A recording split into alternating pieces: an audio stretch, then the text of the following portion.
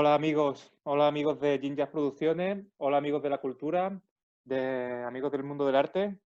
Hoy tengo la suerte de ser acompañado por un gran ingeniero de mastering, gran persona, Miguel Ángel González, de Black Box Mastering. Hola Miguel Ángel, buenos días, ¿qué tal? ¿Cómo estás? Buenas, Miguel, y buenas a todo el mundo. Pues nada, venimos hoy aquí a contaros un poquito de qué es el mastering, de conocerlo a él dentro del mundo de la profesión, de conocerlo a él a nivel personal, qué le ha inspirado, cómo ha llegado hasta aquí y ver ya a un nivel más práctico de qué manera trabaja él y qué resultados se puede obtener. Así que, Miguel, sin más dilación, si te parece, empiezo las Ujú. preguntas. Estás en tu casa, nunca mejor dicho, y, Muy bien, y tómate tu tiempo porque estamos con muchas ganas de saber de ti. La primera muy bien, muy pregunta bien. es la siguiente. Es una pregunta que me gustaría que me dieras tres respuestas. Ajá, Bien, ¿qué es el mastering? Teniendo en vale. cuenta, hola, soy un músico, acabo de grabar un disco y me han hablado de mezclar el disco y tal, y eso siempre se ha escuchado. ¿Y eso del mastering qué es? Después, segundo, hola, estoy en mi casa, edito mis cosas, tengo una tarjeta de sonido, hago mis ejercicios, mis cosas, y me hablan de masterizar y qué es.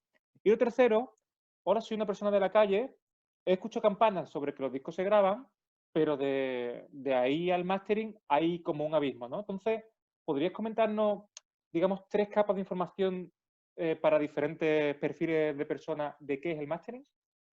Sí, bueno, hay una frase que vale para los tres niveles, que es el mastering en la última etapa del proceso de producción de un disco, ¿vale? Ujú. Esa vale para todo. Si le tienes que explicar a alguien que es más profesional o que es bueno, o un músico que por lo menos está ya dentro del, bueno, ha grabado algo alguna vez o ha pasado por un proceso así, similar o por lo menos de grabación y mezcla, pues le diríamos que el mastering es el proceso que viene justo después de la mezcla y que se encarga de diversas cosas. A modo general, de finalizar la canción o el álbum, Ujú. ¿vale? Y para finalizar una canción o un álbum, pues hay que tener en cuenta varias cosas. Primero, es una adaptación, por un lado, del formato de mezcla, con el formato en el que se ha grabado, al formato hacia el que va, que puede ser bien un vinilo, puede ser un CD, puede ser Spotify, eh, ¿Contempláis eso? televisivo. ¿Contempláis esas diferencias? ¿Son muy Sí, sí. diferentes? Sí, sí, por supuesto. Ujú. Son, depende de dónde vaya o si va a todos, pues hay que hacer procesos distintos y por lo menos hay que tenerlo en cuenta. Ujú. Por lo menos hay que tenerlo en cuenta. Porque por una parte nosotros vamos a trabajar la parte artística, digamos que el mensaje que el, el productor o el músico ha querido dar en esa canción o en ese álbum, y tú, o sea, digamos que nuestro trabajo es adaptar ese mensaje al formato hacia el que vaya, Ujú. sin que se pierda nada por el camino o se pierda lo menos posible. Ajá, Otra rama del mastering es realzar ese mensaje para mejor, si claro. se puede. Y bueno, luego ya si entras, por ejemplo, en un álbum, en el trabajo de un álbum, también es dar un sonido homogéneo a todas las canciones, más Ujú. o menos homogéneo, dependiendo de lo que el proyecto requiera, pero sí que a nivel técnico, pues digamos que tú pases de la canción 2 a la 4 y que sonoramente no tengas un golpe muy fuerte, no cambie mucho el volumen, tenga un balance tonal parecido. Entonces, puedes hacer una escucha óptima de todos los temas y parecidas. No digamos igualarlos todos, que se podría llegar a pensar que unos pierden y otros ganan. No, Ajá. digamos que todos los están metiendo más o menos en un saquito para que todos estén bien con sus cualidades. Sí. O sea, que digamos que mantengan su esencia, pero estén bien entre ellos.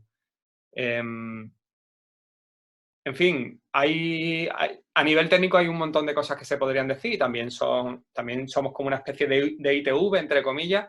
Ajá. Eh, digamos que si una mezcla o un proceso de producción ha tenido algún fallo, pues una vez que llegamos aquí, se puede, como somos intentamos hacer una escucha objetiva porque no hemos estado en los procesos anteriores, pues en ocasiones podemos detectar algo que se puede arreglar en las etapas anteriores o en la etapa de mezcla. Ujú. Y que, bueno, el músico, el productor o el técnico de grabación o mezcla a lo mejor lleva mucho tiempo, tiene una escucha ya viciada y no se da cuenta de determinadas cosas porque es normal, porque tú estás focalizado en otras y, bueno, si se te escapa alguna cosa, pues luego hay una tercera oreja que puede darse cuenta de esas cosas.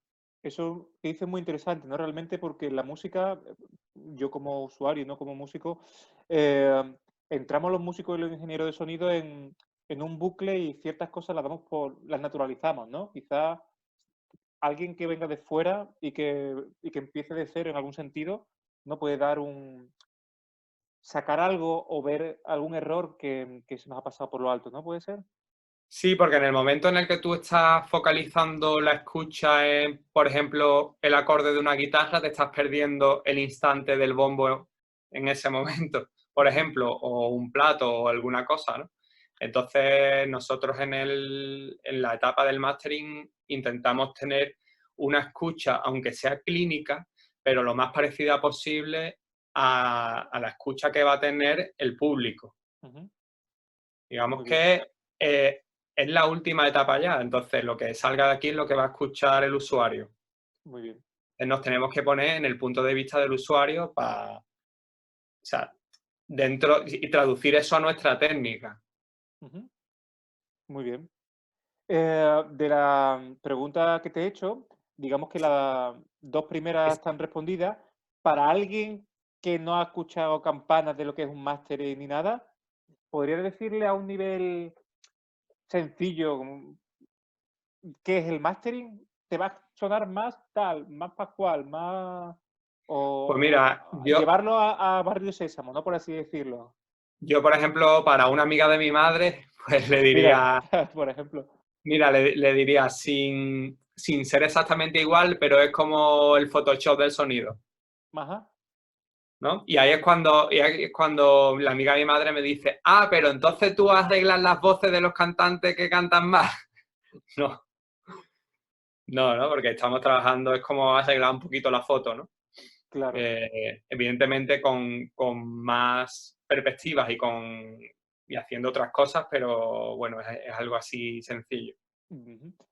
O sea, que en un momento dado casi que pasa tangencialmente por lo que es la producción del sonido en sí, ¿no? O sea, estamos hablando de que se puede llevar casi a ponerle un color diferente masterizado que sin masterizar, ya no solo a nivel de lo que creo que se entiende por un mastering, ¿no? Que es subirle el volumen, por así decirlo, ¿no? Que es lo que vulgarmente la gente espera Ujú. o se cree que es, ¿no? Sino que se puede llevar el color del disco o la sensación a otros lugares.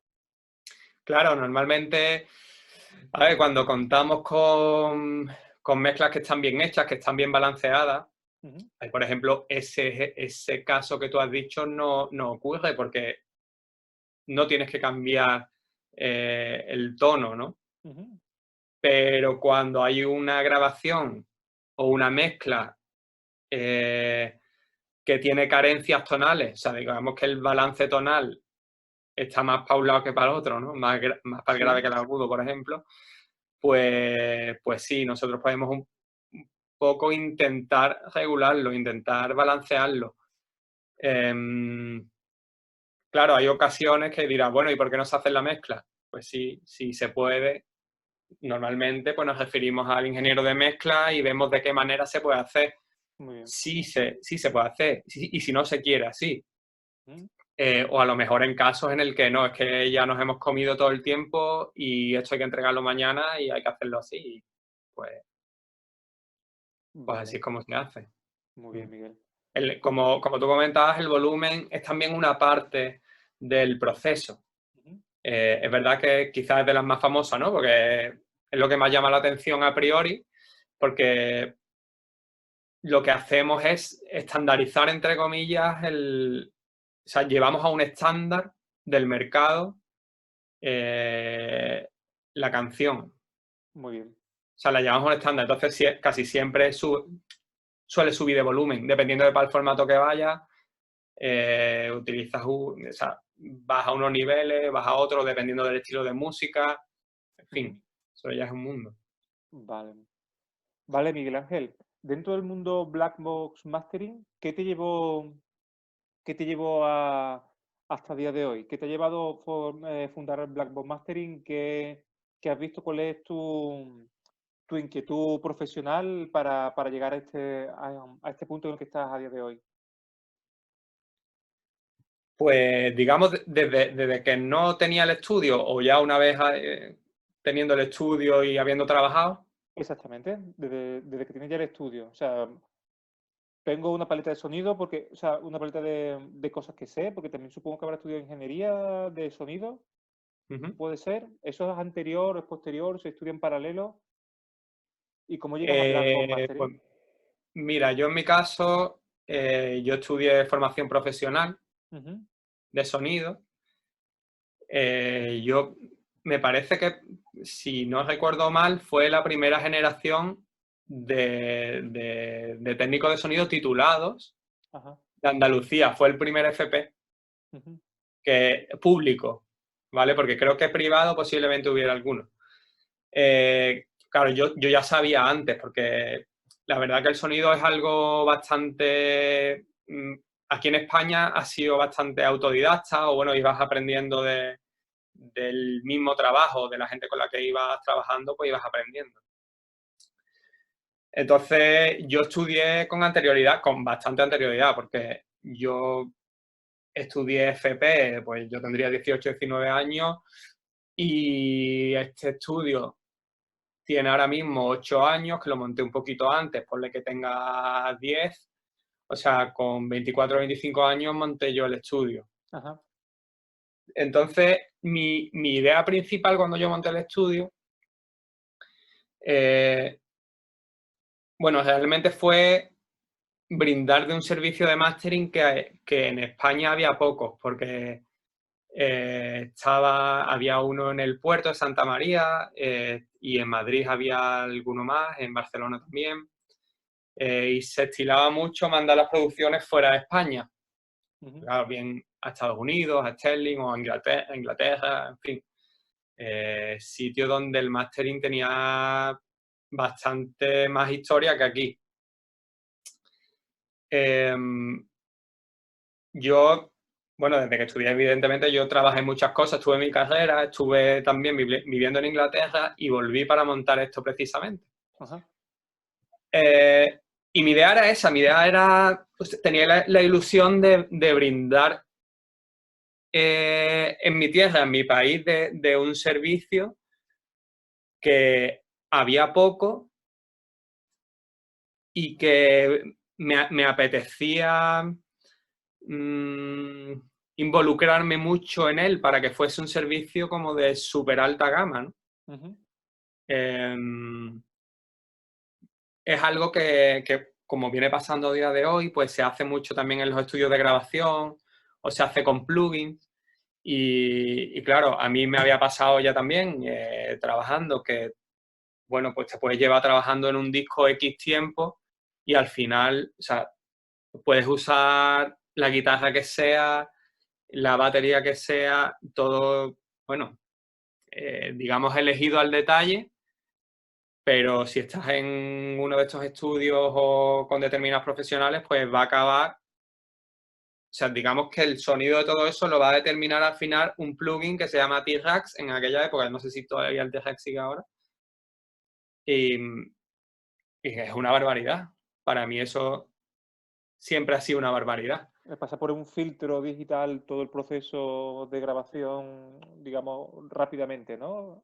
Claro, pasa por un embudo muy pequeñito donde evidentemente no se tienen en cuenta los detalles ni la calidad de la grabación, ni bueno, todo el trabajo que tú puedes echar ahí, que son, yo qué sé, automatizaciones, detalles de acentos del músico, lo que sea, llega el plugin, lo machacas todo y ya ni hay acento ni hay absolutamente nada. Como una batidora, ¿no? De sonido y todo lo hace, Claro, ¿no?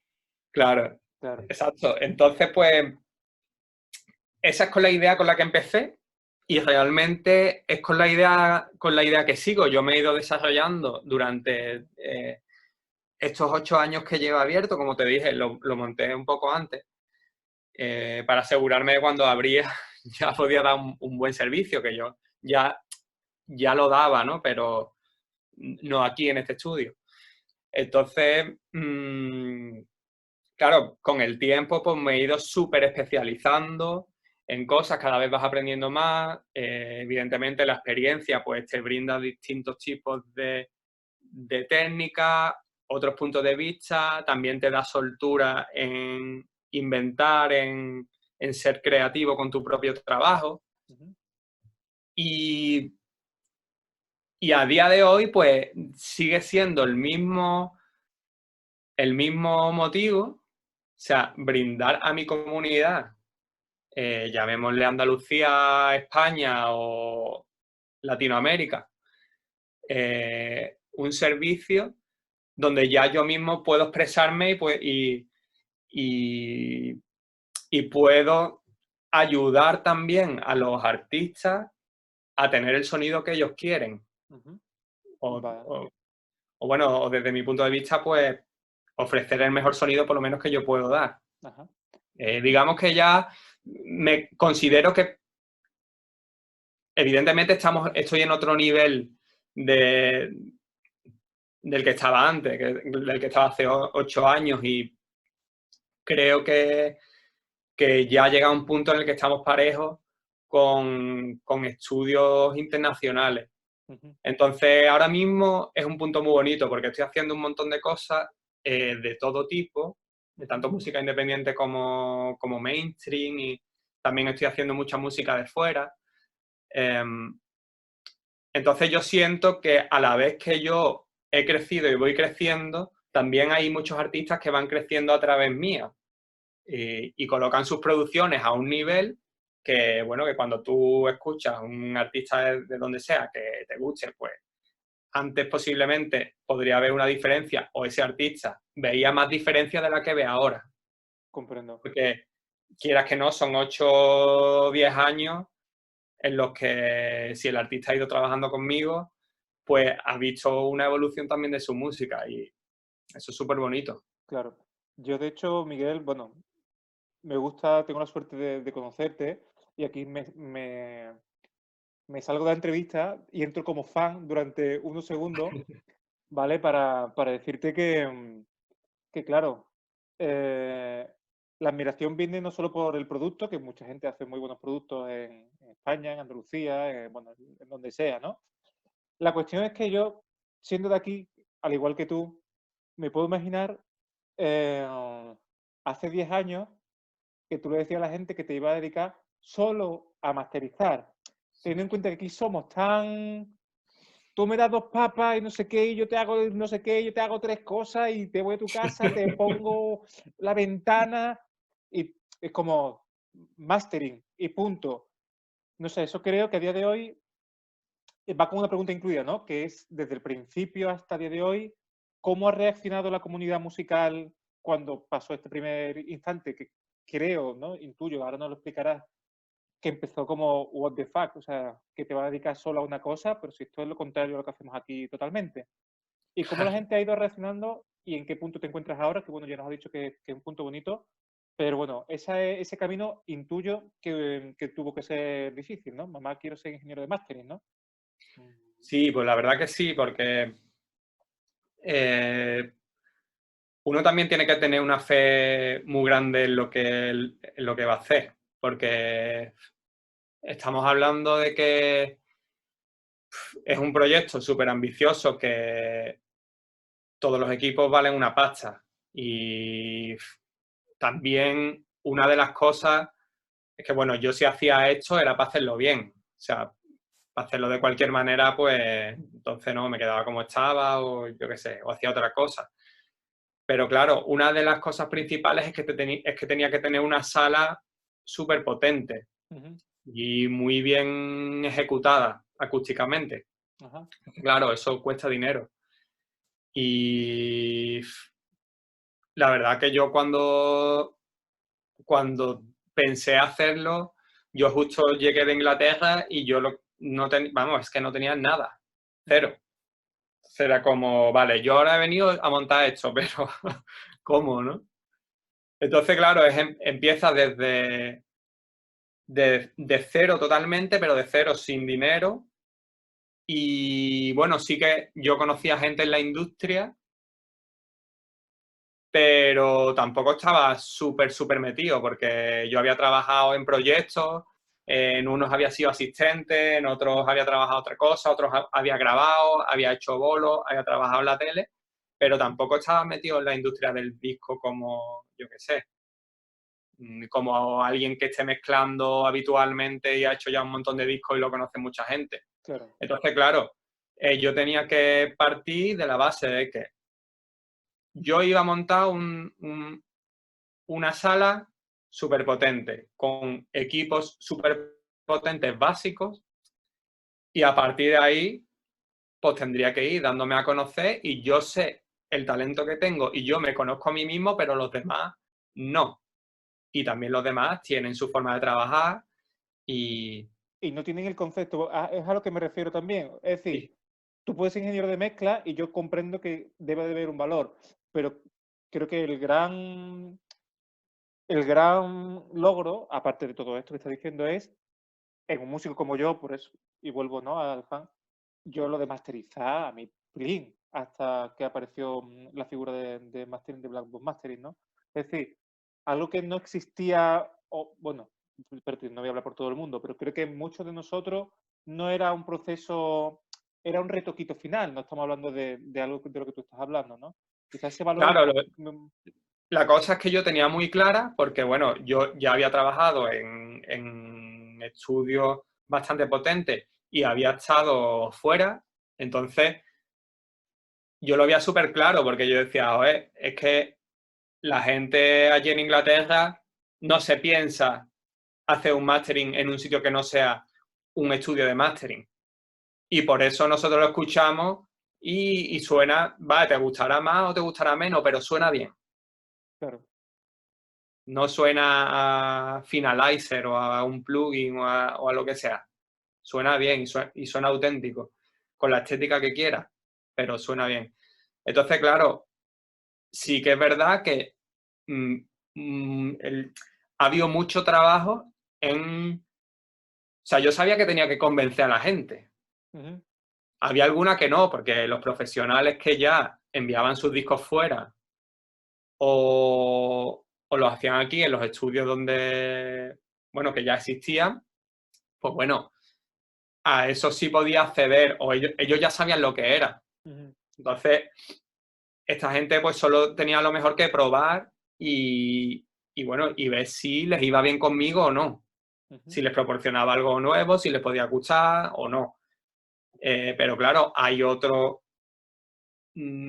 saco muy grande de gente a los que había que explicarle y luego una vez que tú le expliques, aunque le demuestres las cosas, también la gente tiene que tener la sensibilidad de escuchar y de convencerse por sí mismo, porque por mucho que yo venga y cuente que paso las cosas por aquí y que esto vale tanto y que en realidad tendría que valer otro tanto, pero yo lo estoy haciendo así para que esto mmm, tome forma y se vaya haciendo bien y con el tiempo haya más gente que lo haga o que todos lo hagamos y al final si sonamos mejor también vamos a vender más o vamos a subir de nivel. Ujú. Pues eso es un trabajo que se ha ido haciendo muy poco a poco y que se ha ido consiguiendo y ganando adeptos porque la gente lo escucha y lo valora. Ujú. Evidentemente hay otra gente que no. Hay otra gente que Claro. no lo tiene en cuenta. Hay gente que dice, yo para gastarme esto, lo hago con esto, da igual. Esta gente no se dan cuenta. Ya. Pero bueno, ahí ya cada uno lo que hace con, yo lo llamo con su propia conciencia y con su propia persona. O sea, Ujú. yo no sería capaz de hacer eso en la vida. Ujú. si yo creo que la manera de hacerla es esta y es la correcta, para mí, pues yo lo voy a hacer así porque pienso que es lo mejor que puedo ofrecer o que se puede ofrecer a día de hoy para que una canción suene bien. Ujú. Si, o sea, no puedo hacer otra peor, ni Com- porque valga más, ni porque valga menos, ni nada, ¿sabes? Ujú. Entonces estamos de acuerdo en que ha habido un cambio de mentalidad quizás de estos 8 años para acá, 8 o 10 años, de la gente. Creo que está la gente más concienciada a darle calidad o a entender el mastering como una capa más del proceso musical, más cultura del mastering. Yo creo que ¿O hay estamos personalidades. todavía en una etapa primitiva aquí en Mira, esta... yo creo que la realidad es que el que quiere darse cuenta se da y lo hace. Ajá, Y, y el que no también se da cuenta, pero no lo hace porque no le da la gana. Y eso pasaba antes y pasa ahora. ajá. Y ahora sigue pasando. Es verdad bueno, pues que ahora posiblemente hay más gente que me conoce y más gente que confía en lo que le estoy diciendo y yo qué sé, y reserva parte de su dinerito para hacerlo así porque lo valora, Ujú, digamos, ¿no? Pero sigue habiendo muchísima gente que para mí lo hace mal. Y es una pena, porque hay muchos proyectos que son proyectazos que se terminan fatal. ¿Y qué dices tú? ¿Suenan mal? Pues bueno, no, sonar no suenan mal, pero podrían sonar mucho mejor, claro. con poco esfuerzo o con poco dinero, porque la verdad que aquí en España, por el mastering, en general, los estudios de mastering no cobramos mucho dinero por él. Ujú, Y sin embargo, para mí es algo que, bueno, pues que marca una diferencia, que te pone en un nivel de calidad. ujú. Y que va a quedar para Y siempre, ¿no? claro, es que eso es algo, tú grabas un disco, echas todo tu esfuerzo, tu dinero y todo en una cosa que se va a quedar para toda la vida y no sé, yo creo que con los precios que tenemos aquí y que cómo se trabaja, no aquí en Black Mastering, sino en España, em, para mí es implanteable, o sea, como profesional del audio. Vale, Miguel. Y ya te digo, hombre, quizás porque estoy aquí y tengo esta mentalidad, pero yo también he sido músico y no sé, por eso te digo que depende de la personalidad de cada uno, que tú puedes a lo mejor no conocerlo Ujú, y llega un momento en que lo conoces y si lo valoras, pues lo vas a hacer siempre así. Pero hay otra gente que no lo conoce, llega el momento de conocerlo y no lo valora y se fía a lo mejor de su amigo y luego a lo mejor pues, tampoco tiene paladar, porque todo hay que decirlo. ujú. Es como la comida. O sea, si yo no puedo convencer a alguien de que este proceso merece la pena si esa persona no lo escucha. Muy bien, Miguel Ángel. Pues vamos a conocer un poquito al Miguel Ángel González humano, persona, músico, que esta parte a mí me encanta, ¿no? ¿Qué persona hay detrás de, aunque podamos leer entre líneas, ¿no? En este caso tu determinación, por ejemplo, ¿no? Que es algo muy a valorar. ¿Cómo llegas a la música? Entendiendo la música, ¿llegas desde discos, llegas desde un instrumento, llegas desde familiares? ¿Cómo, ¿Cuáles han sido tus pasos y tus primeros momentos en los que has dicho, ostras, a mí esto me ha tocado, aunque fuera inconscientemente, no cuando eras pequeño? Esto a mí me ha tocado de una forma especial porque a mí esto me gusta más que el resto de gente. No sé qué me pasa. Pues sí, pues mira, la verdad que mi familia no es precisamente una familia muy musical. Ujú, En mi casa siempre ha habido discos, pero poquitos discos. Yo la música que escuchaba era porque mi hermana la escuchaba, yo cogía los discos y decía, hostia, ¿esto qué es? El vinilo este, ¿no? Y lo ponía y, o los CDs que compraban y eso, pero tampoco es una familia súper aficionada a la música. ujú, Sí que recuerdo, o sea, tengo una anécdota muy chula de cuando era chico. Pues yo estaba en el pueblo de mi madre, yo no sé, yo podría tener 4 años, ujú, una cosa así, muy pequeño, y me había quedado ese día con mi tía abuela, y mi tía abuela tenía allí un piano, que yo veía el piano y era como, parecía que salía la lucecita del Señor, ¿no? Y, ¡ping! Y que yo decía, vaya, qué chulo, ¿no? Pero esto cómo será. De hecho, nadie se acordaba, a día de hoy, nadie se acordaba que ese piano estaba allí Ujú. y solo me acordaba yo. Y el piano lo he heredado, ¿Ah, sí? lo tengo en mi casa, es un piano de 1800, Ostras.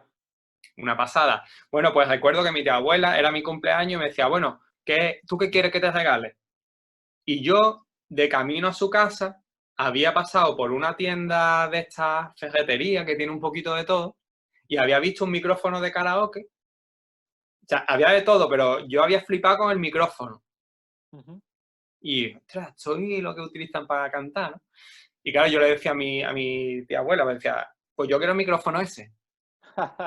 Y dice, pero micrófono, ¿por qué? Pues si tú y esto, ¿dónde lo va a conectar? Pues yo quiero el micrófono. Total, que me llevó a la tienda, ¿no? Y le dijo, porque yo decía, pero fíjate tú, yo no tenía ni idea, ni...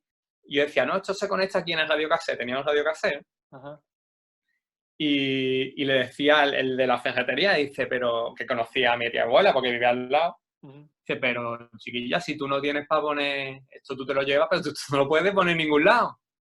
Y claro, y me decía ella que esto no lo podemos enchufar ni nada. Pues yo quiero el micrófono. Y descubrí, además, que conectando el micrófono, porque claro, yo lo conectaba donde se ponían los auriculares Claro. y se escuchaba por ahí. Ajá. Mira.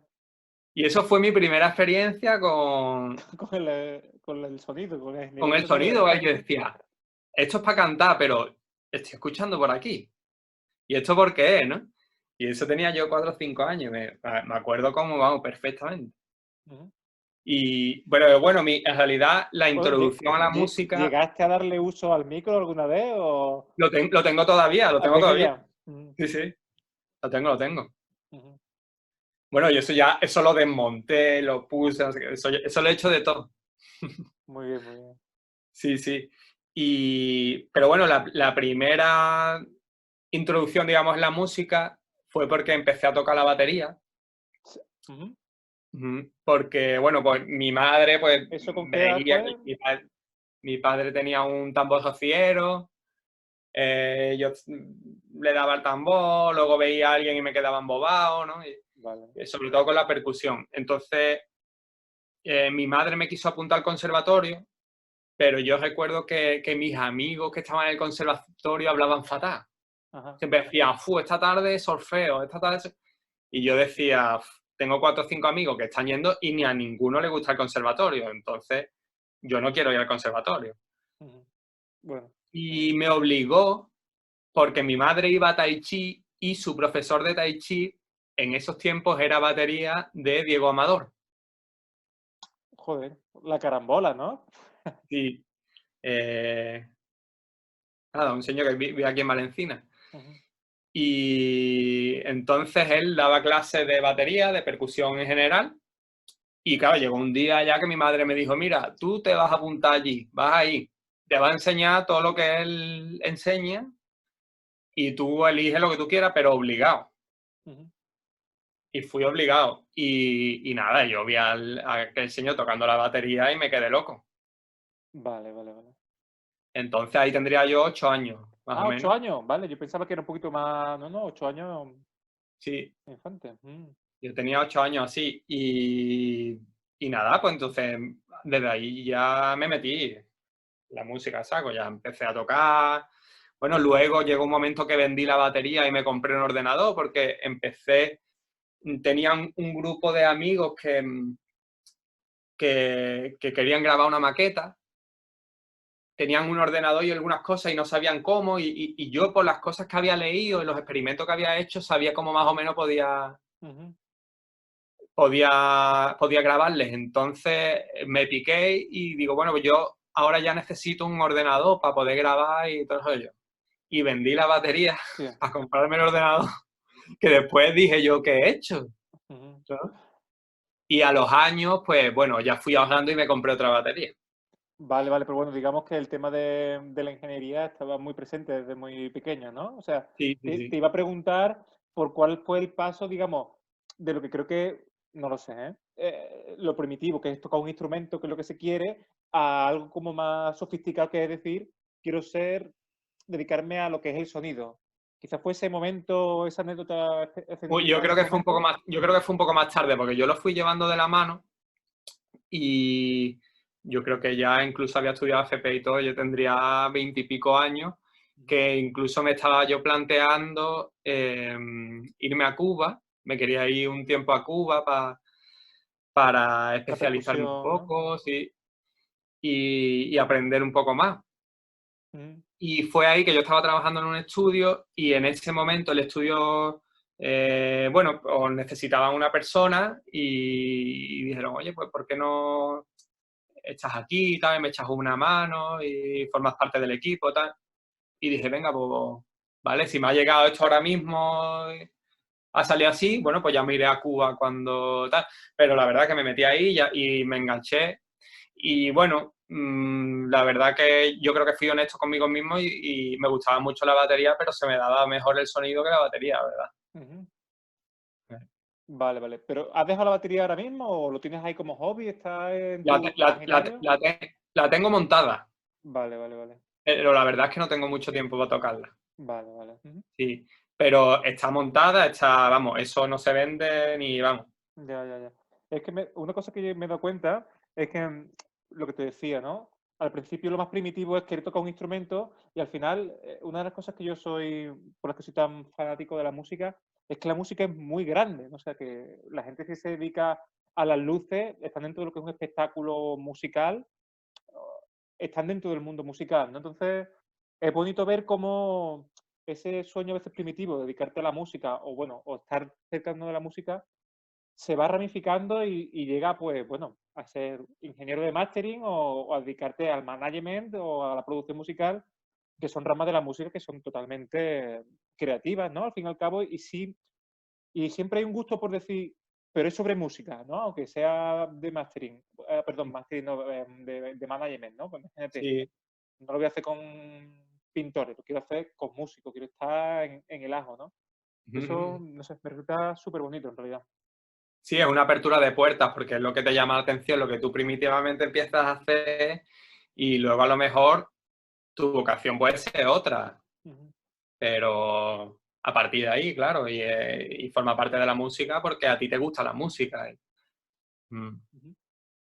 Vale, Miguel Ángel. Bueno, pues mira, soy muy fan de la multidisciplina, soy muy fan de las corrientes que a los artistas o a la gente creativa nos llenan y nos ayudan a complementar otras cosas que estamos haciendo, ¿no? Entonces, parte de esta entrevista, ¿no? O para mí una cosa muy importante, que ya fuera de las entrevistas con personas me gusta saber es ¿qué otras disciplinas sientes que te hacen más persona o mejor ingeniero de mastering? El otro día hablaba con Juangui y le preguntaba por cosas artísticas y él me dio un paso más atrás que decía, oye, la filosofía.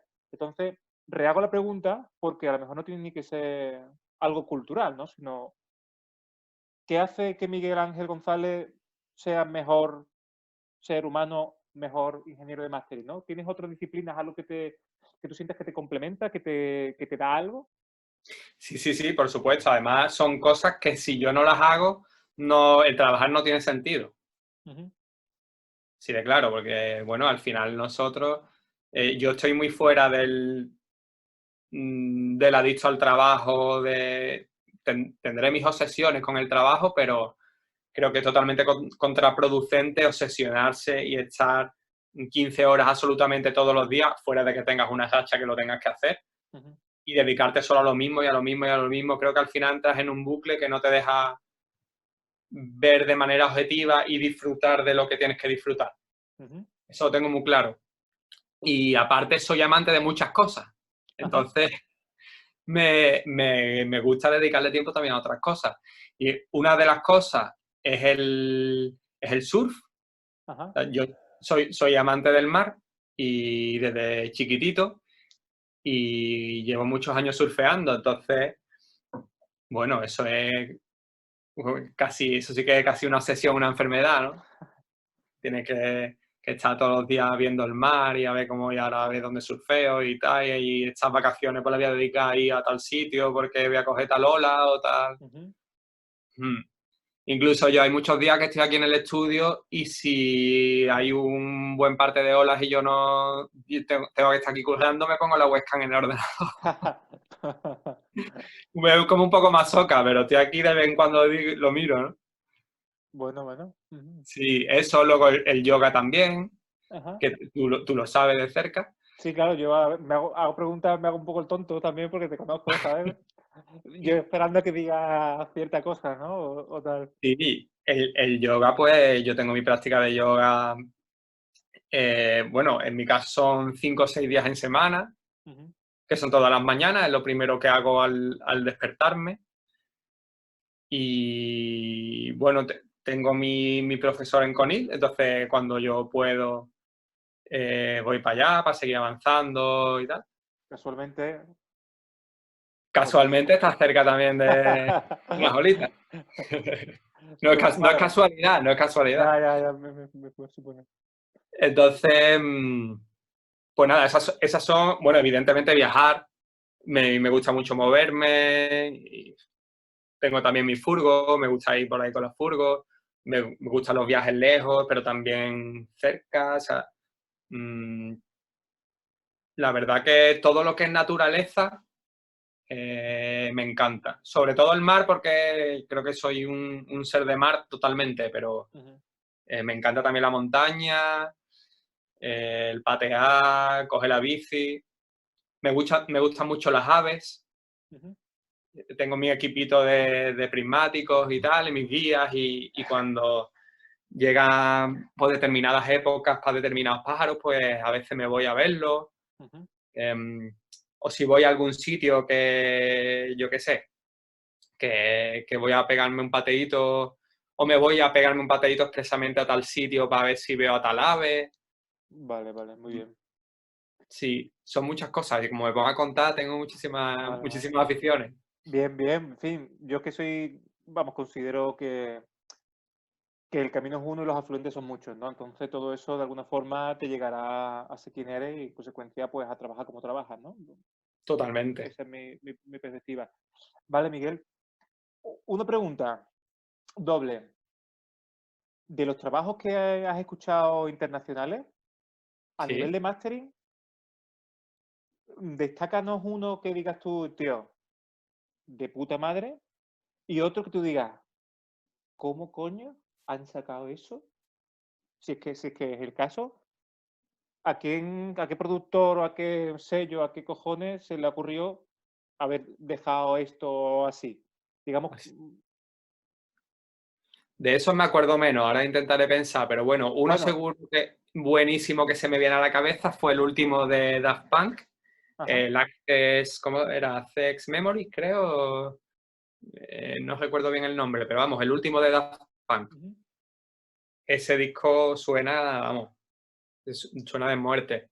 El mastering lo hizo Paul Ludwig y bueno, la verdad que tanto los temas como los músicos, hay un equipo excepcional y está hecho de manera espectacular. Y, y uno que sea todo lo contrario, o te ha decepcionado, o no te ha dicho nada, o en fin, un contrapunto, ¿no? Digamos, de lo que hemos hablado justo antes oye, personas que le dan importancia o valor al mastering o a esa capa de sonido y a otras que dices tú, tío, qué pena que esto se podría, a lo mejor no algo tan extremo, sino, me pasa, ya lo tengo claro, me pasa con los discos de Alejandro Sanz. ajá, Sí, son producciones súper buenas, pero no, no me gusta el tipo de mastering que tienen. ajá. ¿Es una cuestión personal o hay cierta objetividad en lo que estás diciendo, Miguel? Por un lado, hay hechos meramente técnicos, Ujú, como que, bueno, depende del disco también, ¿eh? claro. Pero Eso, de hecho, entre sus discos hay cosas muy distintas, pero por lo general van enfocados a tener mucho volumen. Eso sí, hay que Sí. decir una cosa buena, que se consiguen niveles espectaculares de volumen, Ujú. que aunque a mí me chirríe al oído o piense que pueda estar mejor, está muy bien llevado hasta ahí. O sea, Ujú. está llevado de manera excepcional, que eso no lo sabe hacer nadie. Claro. O sea, llegar ahí con la definición que tiene y que distorsione tan poco, por ejemplo, Ujú. pues eso es una pasada. Sí, la guerra de los volúmenes es otra de las conversaciones, ¿no? Que se podrían tener sobre todo este Sí, asunto, ¿no? eso es Ah, ya otro mundo. es otro mundo. Ujú. Mm. Creo que eso empezó por ahí. Ujú. Pero bueno, por ejemplo, en los últimos trabajos sí he escuchado algunas cosas que están muy chulas. Sin embargo, o sea, que no vamos a decir ahora, no, todos los discos de Alejandro Sanz. No. Y es además lo primero que se me ha venido, pero me suele pasar cuando me ponen referencia de discos de Alejandro Sanz, pues que me pasa trabajando a lo mejor con algún artista así mainstream y dice, mira, pues es que me gusta este disco de Alejandro Sanz, ¿no? Y la cagamos. Porque claro, la cagamos porque a mí no me gusta nada, ¿no?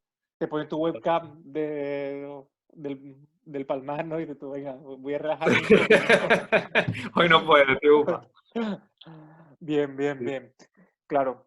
Y bueno, por último, antes de ponernos con el proceso de mastering ya a nivel concreto y empezar a concretar en todo esto que estamos hablando, ¿nos puedes contar alguna anécdota de cualquier índole, graciosa, triste o lo que sea, que te ha pasado a ti en primera persona? No sé, tendrás anécdotas miles, ¿no? Pero trabajando en mastering, Trabajando, ya tú, nombre anónimo, ostras, tío, ¿sabes? Como Tierra Trágame o Me Encanta o bueno, que... pues mira, trabajando en sonido en general me han pasado millones de cosas. Y en mastering también, la verdad que después yo tengo una memoria muy mala y se me olvida o las cosas así, así primero, rápidamente se me viene a la cabeza una vez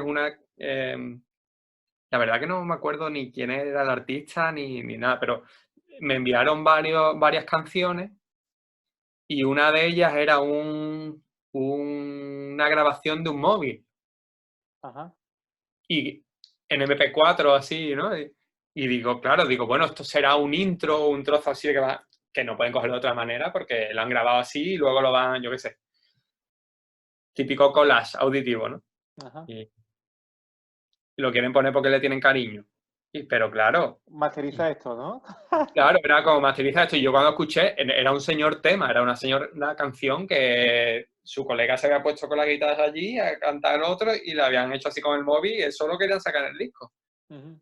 Y claro, y digo, pero ya cuando lo escuché, y eso no había, vamos, eso era. Aparte de que estaba mal tocado y se escuchaba mal, y que eso no se podía llevar a ningún lado, era como una grabación súper súper mala además. Eso no se podía restaurar.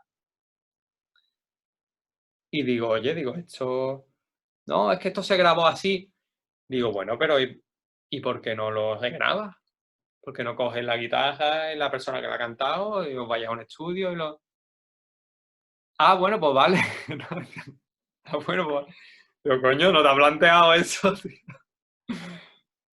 Y Ahora que eso lo fue una dices, cosa ¿no? curiosa, ¿no? Que me acordáis que, claro, entre que se aclara que se lo dices, que no, pues pasan muchas cosas por tu cabeza de, pero esto es una coña o esto me lo ha enviado porque no sabe lo que es, o se piensa que esto puede llegar a sonar bien.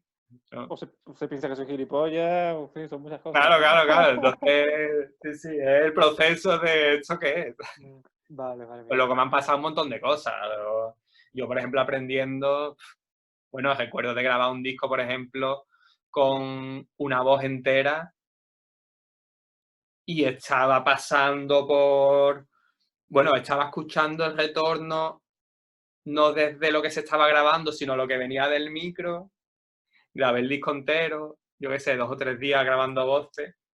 Y luego cuando se llegó se iba a mezclar, toda la voz estaba distorsionada. Porque claro, yo había, la verdad que no sé cómo, ahora a día de hoy lo pienso y no sé cómo lo hice. Ujú. muy mal, o sea, tan mal que no sé ni cómo lo hice. Y sí, bueno, seguro sí me pongo a pensar y un montón de cosas. Se Vale. tuvo que grabar, ese disco se tuvo que grabar la voz entera, otra vez. Las moviditas de la música. Sí.